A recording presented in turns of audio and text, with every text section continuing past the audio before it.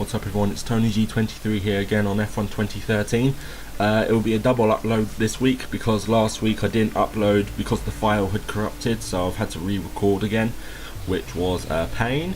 But anyway, we'll be having rounds 3 and 4, so that's Monaco and Canada in today's episode. And now we're going to go on to the Monaco Grand Prix.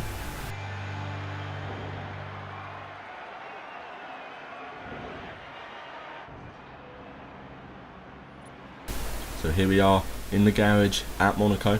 We will be starting 7th. That's a pretty good position to start in, but we're going to go through the setup now.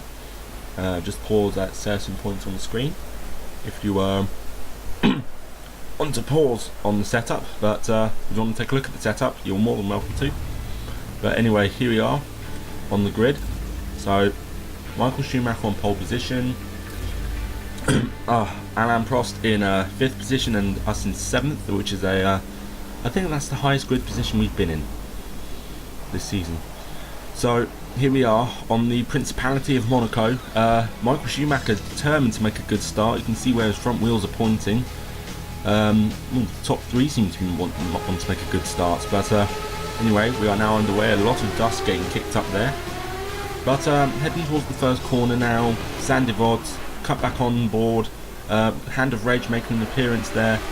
Alan Jones just gets momentarily in front of us, but we take him back because we have the power off the corner. We have the sparks being kicked up there in front of us from Damon Hill and Gerhard Berger. Coming into Casino Square now. Hill going really slowly again. We take him around the outside. Gerhard Berger is now in front of us, 0.9 of a second, and we close up to him a lot under braking. But now heading down into the Lowe's hairpin. Riding the apex there, we strangely get corner cuts because you gain no advantage there.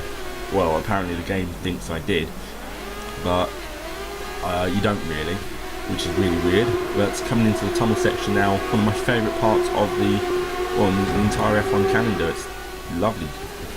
Your eyes are having to adjust as we come down into the Mobile chicane.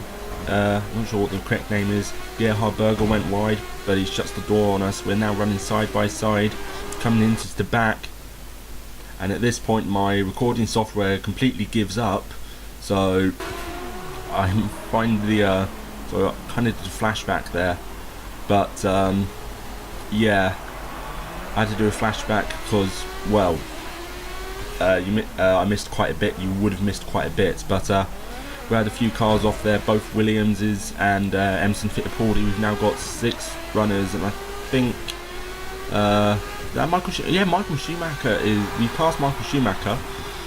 I think he's in the pit, so that's good to hear. Because he's currently leading the championship. We're currently 2nd, and we get a good run off Zandvoort. Coming into the casino section again, you get a lot of understeer through that corner. We hit the wall on the inside. We're currently P6. We got 8 seconds to close down. We run wide and hit the advertising banners there. I must have pulled out quite a gap on Schumacher because I don't think he's crossed the line yet. Has he gone out? I'm not sure. Because I've got a tiny monitor and I can't really see clearly. And no, I don't think he has. I think he's gone out of the race. We're down to 6 runners in the Grand Prix. Emerson Fittipaldi is up to 7th, so Michael Schumacher's obviously out of the race, which is very good news for me because that means I may be able to close up on him in the championship. So going in through the Mirabeau chicane, into the back again, running a tad wide. We've got 5 runners in the Grand Prix now. These cars are dropping like stones. We've got yellow flags, and we look like it's got, who is it? It's Alan Jones. We're having to slow to a snail's pace to get past him because he's just reversing backwards and forwards. So we've got green flags. We can resume racing again. That's Gerhard Berger off the track there. He's just retired from the race, but coming now down the Principality on the start straight, we do a 1:33, so we've got 13 seconds to catch up to Keke Rosberg. Excuse me. 13 seconds. That should be I don't know if we'll be able to do it because we've got like 3 laps remaining, including this one. So we'll get lots of oversteer. We'll get a snake on out of the exit casino there. So that's, I don't think we're gonna try and catch him. We've lost a further 6 seconds to him. We've now got 3 runners in the Grand Prix. So we've got our top 3 already. It's now just a battle of honour who's going to win this race. But I should explain, I don't have realistic damage on because, well, the amount of times I've hit the wall already should have killed my car. But yeah, so we've got 3 people in the race. Our top 3 has been decided. So no, now I've got 2 runners in the Grand Prix. I had to open my big mouth. So I'm not sure who's out of the race. I'm not sure. It may be Rosberg, it may be Andretti, I'm not sure. And it's Rosberg. Andretti there setting the fastest lap, so that's cleared it all up. He's done a 1:24.7. We're just going to come round. We're not going to set the fastest lap because, well, 1:28, 1:29. How many seconds are we slower by? It's a 1:32, so we got about 6 seconds a lap slower. So we've got 26 seconds. So we're going to switch it up into rich mix. We've got fuel to use up now. So we should be able to run rich revs for the end of the till the end of the race. So getting really out of shape there in Casino Square. Yeah, so that would have been a game over if I had realistic damage, or when I hit the wall on lap 2. We have managed. I think we managed to close up a little bit on Andretti through the first sector. Lowe's hairpin. You can gain a lot of time on the AI through those 3 corners, like the Lowe's hairpin and the those 2 corners there called the tunnel. I don't think they have a name. As we come down into the Mirabeau chicane, you flick it right, you flick it left, you flick it right. But anyway, there's only 1 runner. We are the last runner left in this Grand Prix. So yes, all we have to do is now just keep it out of the barriers now, and that should be us home with 25 points. But anyway guys, we're going to cut onto the final few corners of the race. We've been going purple. We're going to set the fastest lap, but that doesn't really matter because we are going to come through and win this race by a milestone. That's 25 points in the bag.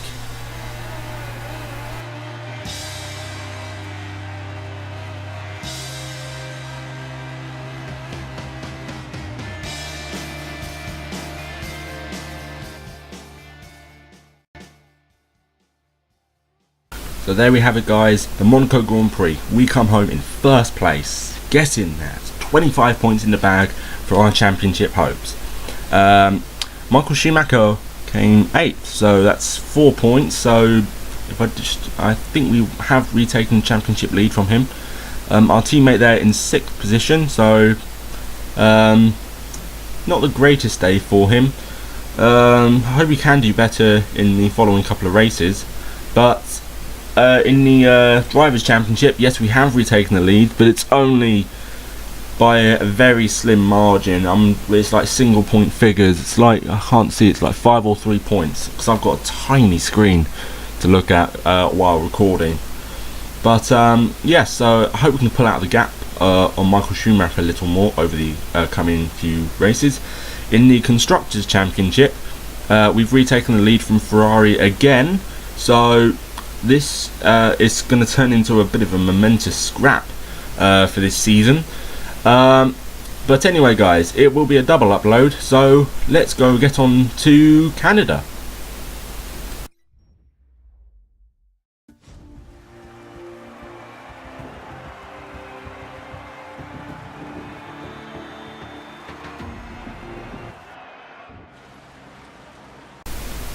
I'm so screwed. It's wet. It's a wet race. Do I have a wet setup? Oh no, I don't have a wet setup. We're just going to have to wing it here guys. So do not, whatever you do, do not look at this setup, because knowing me and my wet pace, it's going to be probably rubbish. This will not be the setup that I would like to use, but I don't have a wet setup for a classics car on a wet track, so I am pretty much boned here. so I'm not expecting a good result. So anyway, let's go to the grid.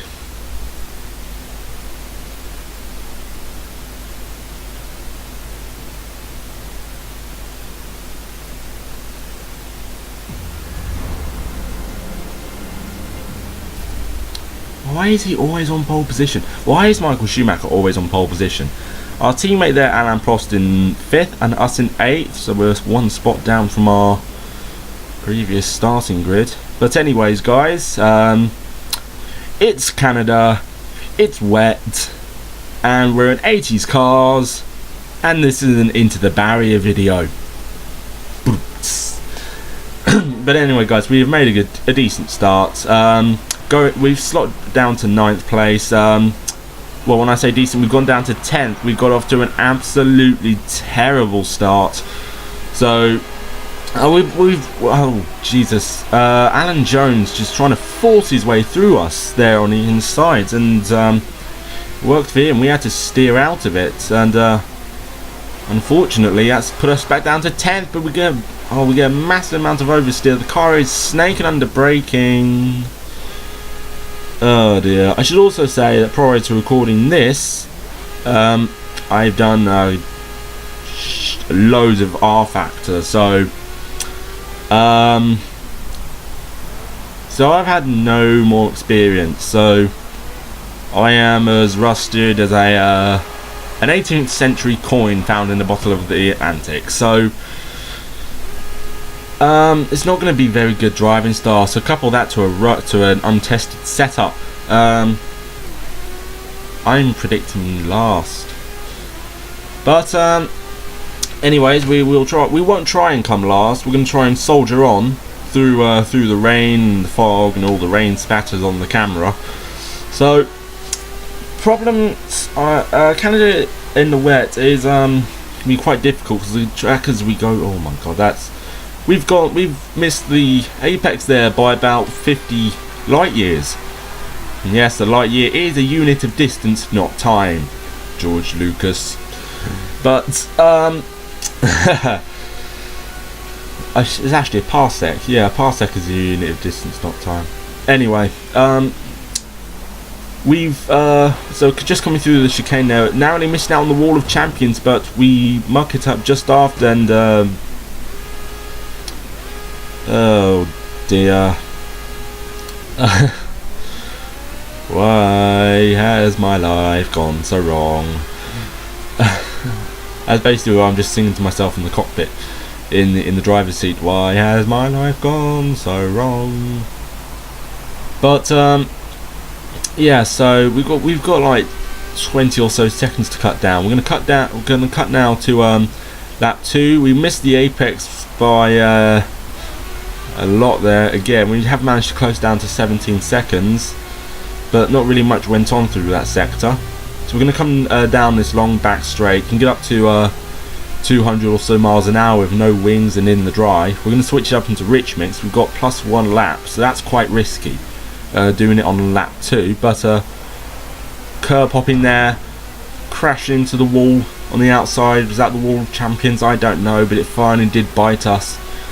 With your 129.3. We closed down 2 more seconds in that sector, so we're really starting to get our groove on now.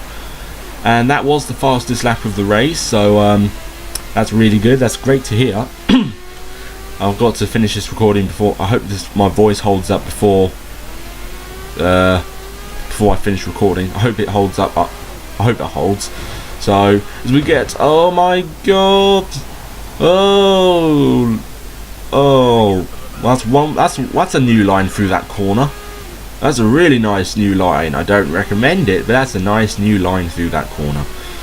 But yeah, that's not going to help us one bit. We've gone wide again at the hairpin. So we cut later on into the lap, and Alain Prost doing the fastest lap, 129.0. So he's 0.3 of a second a lap faster than us. Oh dear. So it's good to see that McLaren drivers have been trading fastest lap times like it was in the 88 season, which is what I've tried to base this entire career mode off. but we do a 1:34 there. It's about 14 seconds to close up to Andretti, but it's really not going well for us. We got oversteer on the exit again, the car's snaking, and we're on optimal fuel at the moment, so I just hope we can stay on rich for a little longer, but it doesn't look like we're gonna pick up any more points. So unfortunately, I think this may be it for our race. So we're gonna come. I reckon we're gonna come home for our worst result of the season. It's 21 seconds to Andretti, but yeah, it's not going well for us this this race. So coming off from the highs of Monaco to a tragic race result here at Canada. It's basically two sides of the same coin. The coin of F1, victory and tragedy. So curb popping again, just missing the wall of champions, but we got -1 lap of fuel. We won't be able to do rich now. We're gonna have to switch into like lean to save a bit of fuel, so we're back onto optional, but it still won't be enough to get us to the end of the race, even if we go on and onto standard mix. So Mansell's down in 9th. I'm not sure, has he had a problem? I'm not sure, but if he has had a problem, let's try and capitalise on that and see if we can try and close up to him. We've got yellow flags in the second sector. We're closing up onto Nigel Mansell dramatically, but it's 20 or so seconds. So look, I think on the position of the mini-map, he is quite close to us now. He's about 5 or 6 seconds away, but even so, on lean revs, I don't think we're going to be able to make that up. So problem, I don't think, yeah, we're going to come home 10th. Damon Hill taking this race win. Hey, it is a surprise result. So we go really wide at the hairpin again. Oh dear. At least we're on. This isn't going to be our fastest. We're going to switch up into rich mix now, trying to catch up to Nigel Mansell, but I think it's going to be in vain unless he makes a mistake here at the last chicane, which I don't think he's done, but we nearly do. Curb hopping there and hitting the wall of champions again. Alan Jones, is he down in 9th? I'm not sure, but we come home to take 10th position. It's not been the greatest of races for us here today, but hopefully we can come back stronger in the next race. But what's this done to, but let's go through to the race result. Oh my god, Alan Jones had a penalty. Oh my god. How come my engineer didn't tell me? I'm going to sack my engineer now. That is rubbish. He didn't tell me that. Oh my god. But oh dear, that is not a good result for us today. Oh dear, no. In the championship, and we've gone back down to second. Oh, it's about, it's at 4 or 2 points. I can't see. But we're just holding our own in the championship, just from Ferrari by 4 points. So we are gonna get onto a monumentous scrap later on this year, everybody. But anyway, guys, thank you for watching this double upload of F1 2013 Classic Career Mode, and I hopefully will be able to see you for the next race. Goodbye.